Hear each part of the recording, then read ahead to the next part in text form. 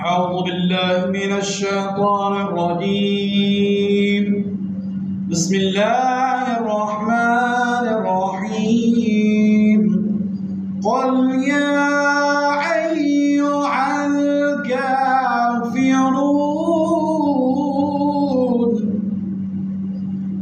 لا أعبد ما تعبدون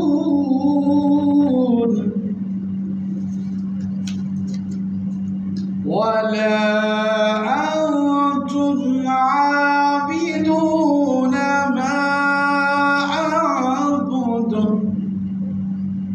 ولا أنا عابد ما عبدتم ولا أنتم عابدون ما أعبد لكم دينكم ولي دين. صدق